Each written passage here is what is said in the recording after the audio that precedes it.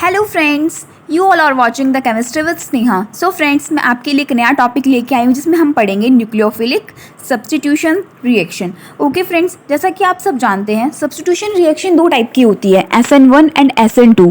जैसे इनमें नेम में लिखा हुआ है SN1 का मतलब क्या हुआ, 1 refers to the first order reaction and SN2 2 refers to the second order reaction. They are the type of the nucleophilic substitution reaction, जिसमें क्या होता है, एक न्यूक्लियोफाइल दूसरे न्यूक्लियोफाइल को रिप्लेस करके एक नए प्रोडक्ट का फॉर्मेशन करता है। ठीक है, स्ट्रॉन्गर न्यूक्लियोफाइल डिस्प्लेस से वीकर न्यूक्लियोफाइल। जो स्ट्रॉन्ग न्यूक्लियोफाइल होगा वो वीक न्यूक्लियोफाइल को रिप्लेस कर देगा, उसकी पोजीशन पे आ जाएगा। वो मीन्स क्या होगा, सब्स्टिट्यूट करना। अब देखिए NU यहाँ पे न्यूक्लियोफाइल है, RX हमारे पास में सबस्ट्रेट हो गया। ठीक है, तो न्यूक्लियोफाइल ने R पे अटैक किया और X को लीव कर दिया। X is a leaving group, हमारे पास में न्यू प्रोडक्ट फॉर्म हो गया। R न्यूक्लियोफाइल हमारे पास एक नया प्रोडक्ट आ जाता है और X हमारा लीविंग ग्रुप निकल जाता है। तो इसके अंदर क्या हुआ, 1 न्यूक्लियोफाइल ने सब्स्टिट्यूट किया किसको, अनदर न्यूक्लियोफाइल को, और प्रोडक्ट का फॉर्मेशन हो गया। अब आप एक रिएक्शन देख सकते हैं जिसके अंदर एक नया प्रोडक्ट हमारे पास में फॉर्म हो रहा है, CH3Cl। तो यहाँ पे Cl एक लिविंग ग्रुप है और उसकी जगह पे हमारा OH है, वो न्यूक्लियोफाइल है, आके जुड़ रहा है CH3 से और एक नया प्रोडक्ट फॉर्म हो रहा है हमारे पास में। ओके फ्रेंड्स, तो सब्स्टिट्यूशन रिएक्शन में क्या होता है, एक प्रोडक्ट बनता है किसके, सब्स्टिट्यूशन से। एक न्यूक्लियोफाइल दूसरे न्यूक्लियोफाइल को सब्स्टिट्यूट करता है। तो चलिए फ्रेंड्स, अब हम इनमें डिफरेंस देखते हैं। सो मेन डिफरेंस क्या होता है, जैसे कि नाम से सजेस्ट होता है, SN1 को हम यूनिमॉलिक्यूलर भी बोलते हैं और SN2 को हम क्या बोलते हैं, बायमॉलिक्यूलर रिएक्शन बोलते हैं। ठीक है, सेकंड डिफरेंस इनके अंदर है, SN1 होती है फर्स्ट ऑर्डर काइनेटिक रिएक्शन होती है एंड SN2 क्या होती है, सेकंड ऑर्डर काइनेटिक रिएक्शन होती है।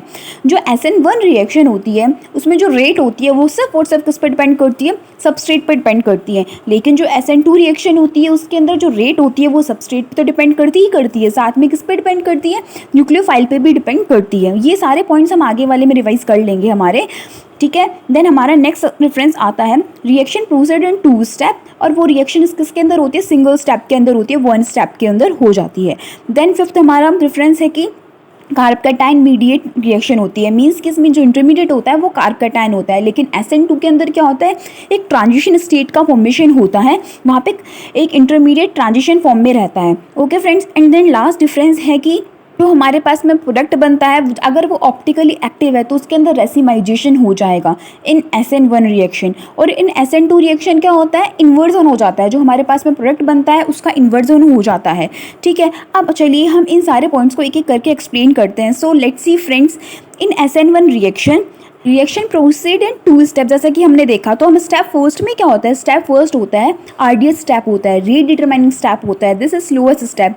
तो हम यहाँ से रेट डिटरमाइन कर सकते हैं। अब आप देख सकते हैं इसके अंदर क्या हो रहा है, जो Br हो रहा है वो लीव कर रहा है और कार्ब कैटायन हमारे पास में इंटरमीडिएट फॉर्म हो रहा है।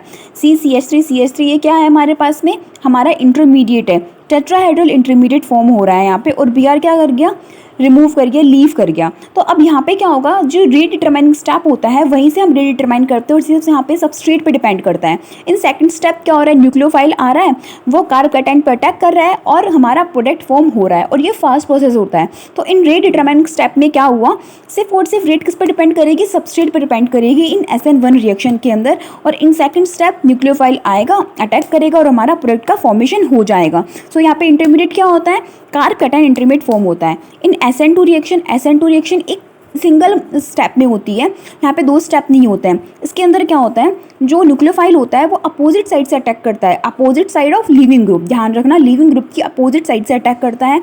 और फिर क्या होता है, एक ट्रांजिशन स्टेट का फॉर्मेशन होता है। ठीक है, न्यूक्लियोफाइल अटैक किया, लिविंग ग्रुप निकला, तो एक ट्रांजिशन स्टेट बनती है जहाँ पे OH के साथ तो बॉन्ड फॉर्म होता है और Cl के साथ में बॉन्ड ब्रेक होता है। उसके बाद में क्या होता है, हमारा प्रोडक्ट का फॉर्मेशन हो जाता है, मेथनॉल एज अ प्रोडक्ट हमारे पास में फॉर्म हो गया और Cl लिविंग ग्रुप जैसे रिमूव हो गया। तो इसको हम सिंगल स्टेप रिएक्शन बोलते हैं। अब यहाँ पे आप देख सकते हैं जो रेट डिटरमाइनिंग स्टेप है वो फर्स्ट स्टेप में सब कुछ हो जाता है। तो रेट किस पर डिपेंड करती है, वो सबस्ट्रेट एंड न्यूक्लियोफाइल दोनों पर डिपेंड करती है इन SN2 रिएक्शन। ठीक है फ्रेंड्स, इन SN1 में तो क्या था, ओनली फॉर सबस्ट्रेट पे डिपेंड कर रही थी, लेकिन इन SN2 के अंदर दोनों पे डिपेंड कर रही है, किस पे, सबस्ट्रेट पे भी एंड न्यूक्लियोफाइल पे भी। और जो हमारा लिविंग ग्रुप है Cl वो हमारे पास में लीव कर जाता है फ्रॉम अपोजिट साइड से।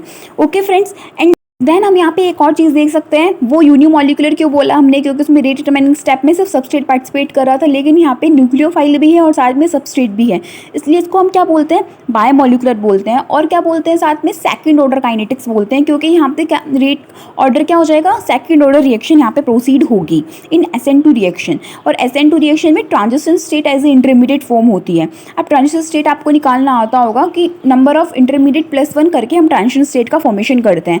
ओके फ्रेंड्स, नाउ हम आगे इसके प्रोडक्ट्स की बात करेंगे। हमने देखा जो SN1 में क्या होता है, प्रोडक्ट किससे बनता है, प्रोडक्ट रेसिमाइजेशन होता है। अब रेसिमाइजेशन क्या होता है, racemisation is a phenomenon in racemic mixture occur. अब रेसिमिक मिक्सचर की बात करते हैं कि रेसिमिक मिक्सचर क्या है हमारे पास में।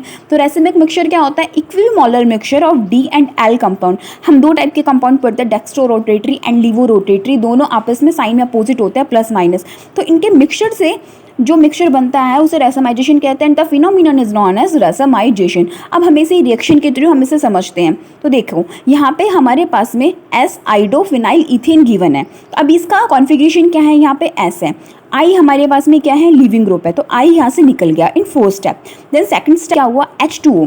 H2O is a nucleophile. अब ये दोनों साइड से अटैक कर सकता है, ये लेफ्ट से भी आ सकता है, ये राइट से भी आ सकता है। अगर ये A साइड से अटैक कर रहा है तो हमारे पास में R कॉन्फ़िगरेशन कंपाउंड बनेगा, और अगर B साइड से अटैक कर रहे हैं तो S बनेगा। अब देखो यहाँ पे, अब यहाँ पे हमारे पास में 2 टाइप के कॉन्फ़िगरेशन आ गए, इसलिए हमने क्या बोला, इसको रेसिमिक मिक्सचर बोला। एंड दोनों का अमाउंट क्या होगा, इक्वल होगा, इक्विमोलर होगा, इसलिए क्या होता है, ये इक्विमोलर मिक्सचर होता है। तो रेसिमिक मिक्सचर हमारे पास में यहाँ पे फॉर्म हो जाता है। H2 अगर A से अटैक करेगा तो R, और B से अटैक करेगा तो S बन जाएगा।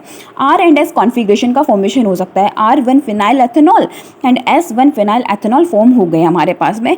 और इस पूरे फिनोमिनन को क्या कहेंगे, रेसिमाइजेशन कहेंगे। अगर सब्सटेंस कैसा है, सबस्ट्रेट कैसा है, ऑप्टिकली एक्टिव है इन SN1 रिएक्शन। तो इस तरह से हमने हमारे SN1 के जितने भी डिफरेंस थे सारे पॉइंट क्लियर कर लिए। वो यूनिमॉलिक्यूलर होता है, फर्स्ट ऑर्डर होता है, रेसिमिक प्रोडक्ट का फॉर्मेशन होता है, फर्स्ट ऑर्डर काइनेटिक रिएक्शन होती है, एंड इन 2 स्टेप रिएक्शन के अंदर कंप्लीट होती है, and carbocation as a intermediate का फॉर्म होता है in SN1 reaction. And then same हम प्रोडक्ट की बात करते हैं किसके अंदर, SN2 के अंदर। SN2 के अंदर क्या होता है, इन्वर्जन हो जाता है। जब ऑप्टिकली एक्टिव सबस्ट्रेट होता है तो उसका इन्वर्जन हो जाता है।